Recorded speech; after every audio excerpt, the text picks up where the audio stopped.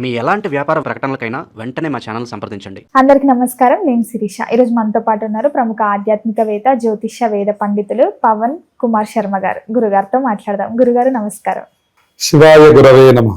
గురుగారు, ఈ నవంబర్ మాసంలో ముఖ్యంగా చూసుకుంటే వృశ్చిక రాశి వారికి ఎలా ఉండబోతుంది అంటారు? వృశ్చిక రాశి వారికి ప్రధానమైనటువంటి గ్రహ మార్పులన్నీ వృశ్చిక రాశిలోకి రావడం, అంటే 4 గ్రహాల యొక్క సంచారం వృశ్చిక రాశిలో రావడం జరుగుతున్నది.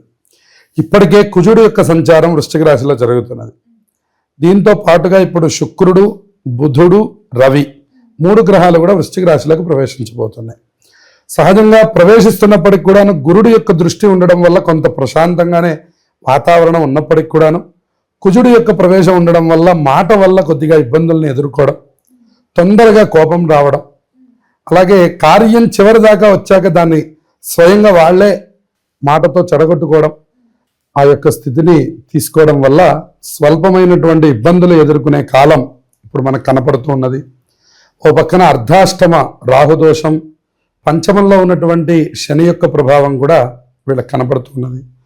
మొత్తం మీద బలం ఏదైనా ఉన్నది అంటే అది 9వ స్థానంలో సంచారం చేస్తున్న గురుబలం మాత్రమే కనపడుతున్నది. దానివల్ల ఈ రాశి వారికి మరింత జాగ్రత్తలు తీసుకోవాల్సినటువంటి కాలం. ముఖ్యమైన నిర్ణయాలు ఏవి కూడా ఈ మాసంలో తీసుకోకుండా ఉంటే వీళ్ళకి మంచిది అని చెప్పాలి. అలాగే ఉద్యోగస్తులకు కూడా అంత అనుకూలమైనటువంటి కాలం కనిపించడం లేదు. ఏదో ఉన్నటువంటి వ్యవస్థలు నడుస్తూ ఉంటాయి. కొత్త అవకాశాలు కొద్దిగా తక్కువగా ఉంటాయి అని చెప్పాలి. మొత్తం మీద వృశ్చిక రాశి వారికి ఉన్నటువంటి లక్షణం ఏమిటంటే ఏ రూపంలో అయినా ద్రవ్యం సంపాదించగలిగే తెలివితేటలు ఉండడం వల్ల ఏదో రూపంలో ఆర్థికంగా ఇబ్బంది లేకుండా ఈ కాలాన్ని గడపగలుగుతారు. మిగిలినటువంటి అన్ని విషయాల్లోనూ కొద్దిగా ప్రతికూలాలు ఎదురవుతూ ఉన్నటువంటి సందర్భం అని మనం చెప్పుకోవచ్చు. ముఖ్యంగా విద్యార్థులకు ఎలా ఉండబోతుంది అంటారు? విద్యార్థులకి చాలా కష్టతరమైనటువంటి స్థితిలో విద్యని సముపార్జన అంటే దాన్ని సంపాదించడం జరుగుతుంది. అంటే చెప్పినవి ఏవి గుర్తుండేటటువంటి విభాగంలో కనపడవు. ఎక్కువ శాతం బద్ధకంగా ఉండడం, ఏ పని చేయాలనిపించకపోవడం, అలాగే వాళ్ళకు కూడా కొంచెం అంటే మేధస్సు గొప్పదే అయినప్పటికీ వాళ్ళు 1-2 సార్లు చదువుకుంటే గుర్తుపడుతున్న సందర్భం ఉన్నప్పటికీ కూడా ఎక్కువ శ్రమ పడాల్సి రావడం అనేటటువంటిది జరుగుతూ ఉంటుంది అన్నమాట విద్యార్థులకి. అందువల్ల జాగ్రత్తలు తీసుకోవాలి. అలాగే గురుగారు, వివాహం జరగని వారికి వివాహ యోగం ఉందంటారా? గురుబలం బాగానే సూచిస్తున్నది కాబట్టి వివాహ ప్రయత్నాలు తప్పకుండా ఫలిస్తాయి. అలాగే సంతాన యోగం? సంతాన యోగానికి ఇది అనుకూలమైనటువంటి కాలం కనిపించట్లేదు. రాహుకేతువుల యొక్క దోషములు సంపూర్ణంగా కనబడుతూ ఉన్నాయి. అందువల్ల కొద్దిగా అనుకూలమైనటువంటి సమయం సంతానానికి లేదు అని చెప్పారు. అలాగే గురుగారు, ఆరోగ్యపరంగా ఎలా ఉంటుందంటారు ఈ మాసం అంతా? ఆరోగ్యపరంగానే అతి జాగ్రత్తలు తీసుకోవాల్సినటువంటి సమయం అని చెప్పాలి. వృశ్చిక రాశి వారికి అడుగడుగున కూడా సమస్యలు ఎలా ఉన్నాయో ఆరోగ్య సమస్యలు కూడా అలాగే ఏర్పడేటటువంటి అవకాశం ఉంది. జన్మరాశి గతే భౌమౌ అని కుజుడు జన్మరాశిలో సంచారం చేస్తున్నాడు. రవి కూడా జన్మరాశిలోకి రావడం అనేటటువంటిది వీళ్ళకి ఆర్థిక, ఆరోగ్య, అలాగే ఉద్యోగపరంగా ఈ 3 రకాల సమస్యలు ఈ రాశి వారికి కనబడుతున్నాయి. 3 విషయాల్లోనూ జాగ్రత్తలు తీసుకోవాలి. ఒకటి, ఆర్థిక పరంగా అసలంటూ డబ్బు వస్తున్నది, అది సరిపోతుందా లేదా అనేటటువంటిది ఒక సమస్య. ఎప్పుడైతే గురుబలం పెరిగిందో ప్రవాహంగా డబ్బు వస్తున్నది, దాంట్లో సమస్య లేదు. కానీ అది ఎక్కడొక్కడ ఇరుక్కుపోవడం, రావాలి మనకే ద్రవ్యం రావాలి కానీ ఎదుటివారు ఇవ్వరు. అలాగే లేదా మనం ఎవరో ఒకరికి ఇవ్వడం, రుణం రూపంలో ఇవ్వడం, వాళ్ళు మనకి ఇవ్వకపోవడం, ఏదో ఒక రూపంలో మనల్ని ఇబ్బంది పెడుతూ ఉంటుంది అనేటటువంటి విషయం చెప్తూ ఉన్నారు. అంతేకాకుండా వీళ్ళకి ఆర్థిక పరంగా ఈ విధంగా చెప్పుకున్నాం. ఉద్యోగపరంగా చూస్తే కేతు ఉన్నప్పటికీ సాఫ్ట్వేర్ రంగం వారికి వీళ్ళకి అనుకూలంగానే ఉన్నప్పటికి కూడాను మిగతా అన్ని రంగాల వారికి మాత్రం కొంత ప్రతికూలం సూచిస్తోంది అని చెప్పుకోవచ్చు. ఎవరో ఒకళ్ళు చికాకు పెడుతూ ఉండడం, ఇబ్బంది కలిగిస్తూ ఉండడం లాంటివి కనబడుతూ ఉన్నాయి. ప్రతి పనిలో కూడా ప్రయాణాలు అంటే మనకి 2 వీలర్ మీద ప్రయాణం చేసేవాళ్ళు, వాళ్ళకి ఏదో చిన్న చిన్న ఇబ్బందులు జరుగుతూ ఉండడం, ఏదో చిన్న దెబ్బలు, అవే మనకి ఏదో కొంచెం పెద్దగా అంటే చలికాలం అయ్యేసరికి కూడా అవి ఎక్కువ బాధ కలిగిస్తూ ఉంటాయి. ఈ రకంగా వాళ్ళకి కనబడుతూ ఉన్నది. ఉద్యోగపరంగా, ఆర్థిక పరంగా, ఆరోగ్యపరంగా కూడా వీళ్ళు కొద్దిగా డల్ అవుతూ ఉండడం, అలాగే ఇదివరకు చేసినంత పని చేయలేకపోతూ ఉండడం, మానసికంగా చికాకు, ఆరోగ్యపరంగా చికాకు, ఆర్థిక పరంగా చికాకు, ఈ 3 విషయాల్లో బాగా కనపడుతూ ఉంటుంది. అలాగే గురుగారు, ఈ వృశ్చిక రాశి వారు ఏదైనా బిజినెస్ స్టార్ట్ చేయాలంటే ఏ బిజినెస్ అని చెప్తారు? ఇది అనుకూలమైనటువంటి సమయం కాదు. వృశ్చిక రాశి వారికి సహజంగా వారికి ఏదైనా ఒక మంచి రంగంలో, అంటే ఉదాహరణకి ప్రముఖ రంగాలన్నింటిలోనూ వీళ్ళకి ప్రవేశం ఉంటుంది. అందులో ప్రత్యేకించి వీళ్ళు రాజకీయాల్లో ఉండడానికి అర్హులు. అలాగే మనకి అడ్మినిస్ట్రేషన్ అంటాం మనం, సూపర్వైజింగ్ ఏదైతే ఉంటుందో వారికి అన్నీ కూడా వాళ్ళకి అనుకూలమైనటువంటి వాతావరణాలే కనబడుతూ ఉంటాయి. ఇక సహజమైనటువంటి వ్యాపారం అనేటువంటిది ప్రత్యేకంగా వాళ్ళ జాతకాల్లో చూసి మనం నిర్ణయించాల్సి వస్తుంది. గృహయోగం ఉందంటారా గురుగారు? మరి గృహయోగం పూర్తిగా ఉన్నది, దానికోసం ప్రయత్నాలు చేయాలి. అది అంత త్వరగా ముందుకేం వెళ్ళదు, కానీ మీ ప్రయత్నంలో లోపం లేకుండా ఉంటే గురుబలం మిమ్మల్ని సర్వదా కాపాడుతుంది. నవంబర్ నెలంతా కూడా ఆధ్యాత్మికమైనటువంటి మాసం కింద చెప్పాలి. ఎందుకంటే ఇందులోనే కార్తీక మాసం నడుస్తున్నది.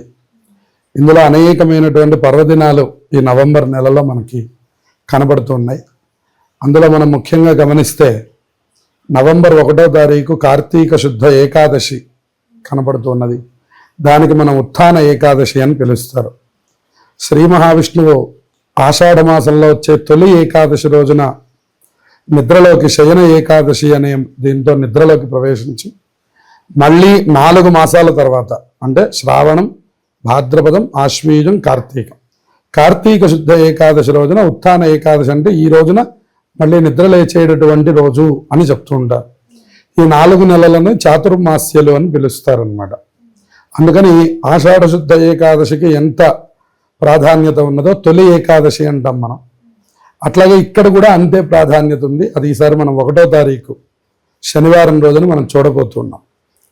ఇక తర్వాత 2వ తారీఖు క్షీరాబ్ది ద్వాదశి అంటారు. ఆ రోజున అందరూ తులసి పూజ చేయడం, క్షీరాబ్ది శయన వ్రతం అనేటటువంటి వ్రతాన్ని ఆచరించడం, అందరూ తులసి చెట్టు, ఉసిరి చెట్టు పెట్టుకొని అక్కడ 365 ఒత్తులు వెలిగించి ఆ తులసి పూజ చేయడం, తులసి దామోదరులని ఉసిరి చెట్టుకి కళ్యాణం చేస్తూ ఉంటారు, తులసి కళ్యాణము అని.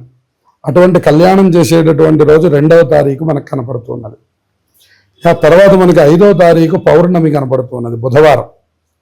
5వ తారీఖున పౌర్ణమాస్య రావడం అనేటువంటిది చాలా విశేషంగా ఈసారి బుధవారం వస్తున్నది. సంఖ్యాపరంగా చూసినా కూడా 5వ తారీఖు చాలా గొప్ప సంఖ్యగా మనకు కనపడుతున్నది. పౌర్ణమి రోజున కూడా చాలా విశేషమైనటువంటి క్రతువులు ఆచరిస్తారు మన వాళ్ళు. తెల్లవారుజామునే స్నానం చేయడం, దేవాలయానికి వెళ్ళడం, దీపాలు వెలిగించుకోవడం, ఆ దీపాలతో పాటు కొన్ని దీపములు దానం చేయడం, దీపదానములు చేస్తూ ఉంటారు. అలాగే దేవాలయంలో శివుడికి అభిషేకం చేస్తూ ఉండడం, అలాగే ఎన్ని వీలైతే అన్ని దీపాలు పెడుతూ ఉండడం, ఉదయం నుంచి సాయంత్రం వరకు ఉపవాసం ఉండడం, సత్యనారాయణ స్వామి వ్రతం చేస్తూ ఉండడం, ఇలా మనకి అనేకమైనటువంటి ఆధ్యాత్మిక కార్యక్రమాలకి కార్తీక పౌర్ణమి అత్యంత విశేషమైనటువంటిది. ఇక సాయంకాలానికి వచ్చేసరికి జ్వాలా తోరణం అని చేస్తారు. శివాలయాల్లో ఒక గడ్డితో వెలిగించినటువంటి ఒక జ్వాల మధ్యలో నుంచి శివపార్వతుల యొక్క ఉత్సవమూర్తుల్ని అటు ఇటు తిప్పుతారు. దాన్ని జ్వాలా తోరణం అంటారు. అది దర్శనం చేస్తే ఒక 10 జన్మలలో చేసిన పాపం పోతుంది అని చెప్తారు. అది కూడా ఈసారి మనకి 5వ తారీఖు మనకు కనబడుతున్నది. ఇక తర్వాత మనకి 8వ తారీఖు సంకష్టహర చతుర్థి ఉన్నది. సంకష్టహర చతుర్థి మనకి ప్రతి నెల వస్తూ ఉంటుంది. కానీ కార్తీక మాసంలో, శ్రావణ మాసంలో, మాఘమాసంలో ఇటువంటి వాటికి ప్రత్యేకతల్ని చెప్పారు. కార్తీక మాసంలో వచ్చేటటువంటి సంకష్టహర చతుర్థి మళ్ళీ 8వ తారీఖు శనివారం రాబోతున్నది. అది కూడా చాలా విశేషమైనటువంటిది. ఎవరెవరైతే ఏలినాటి శనితో బాధపడుతున్నారో వాళ్ళు ఆ రోజున అందరూ ఉపవాసం ఉండి తప్పకుండా గణపతి ఆరాధన చేస్తే వాళ్ళందరికీ శని బాధలు తొలగిపోతాయని చెప్పారు. ఎందుకంటే మనందరికీ తెలిసిన కథ, శని భగవానుడు రోజు వచ్చి ప్రతి దేవతని కూడా ఆయన పీరియడ్ వచ్చినప్పుడు ఆయన తప్పకుండా ఆయన పీడిస్తాడు. అలా శివుడి దగ్గరికి రావడము మనకి తెలుసు. కానీ గణపతి దగ్గరికి వచ్చినప్పుడల్లా ఆయన రేపు రా అంటున్నాడు. ఆయన వచ్చిన ప్రతిసారి రేపు రా అంటున్నాడు. ఆయన ఎన్నిసార్లు చూసినా కూడా రేపు రా అంటున్నాడని చెప్పని ఆయన చివరికి వెళ్ళడం మానేసేట శని భగవాన్. అందుకని శని పీడలు ఉన్నటువంటి వాళ్ళకి గణపతి ఆరాధన చాలా విశేషమైనటువంటిది. అలాగే గురుగారు, వృశ్చిక రాశి వారికి ఇంకా ఈ మాసం అంతా అనుకూలంగా ఉండాలంటే ఏ దైవాన్ని పూజించమంటారు? ఎలాంటి పరిహారాలు చేసుకోవచ్చు? శివారాధన ఎక్కువగా చేయడం ఈ రాశి వారికి ఈ సమయంలో అవసరం. ఎక్కువ పరమశివుణ్ణి ఎక్కువగా పూజించడం, శివాలయానికి వెళ్ళి ప్రదక్షిణాలు చేస్తూ ఉండడం, ప్రతిరోజు సాయంకాలం పూట శివుణ్ణి దర్శనం చేస్తే ఈ కష్టాలన్నీ కూడా తొలగిపోతాయి. ఆర్థిక, ఆరోగ్య సమస్యల, ఉద్యోగ సమస్యలన్నీ కూడా తొలగిపోతాయి అన్నమాట. ప్రతిరోజు సాయంకాలం శివారాధన చేయండి, శివాలయాన్ని సందర్శించండి. లేదు ఇంకా లేటుగా వస్తున్నామంటే శివుడి యొక్క స్తోత్రం చదువుకునే ప్రయత్నాన్ని చేయండి. సమస్త శుభాలు జరుగుతాయి. గురుగారు, మొత్తం ఇది నవంబర్ మాసంలో వృశ్చిక రాశి వారికి ఎలా ఉండబోతుంది, ఎలాంటి దైవాన్ని పూజించాలి, ఎలాంటి పరిహారాలు చేయాలో తెలియజేసినందుకు ధన్యవాదాలు. శుభమస్తు.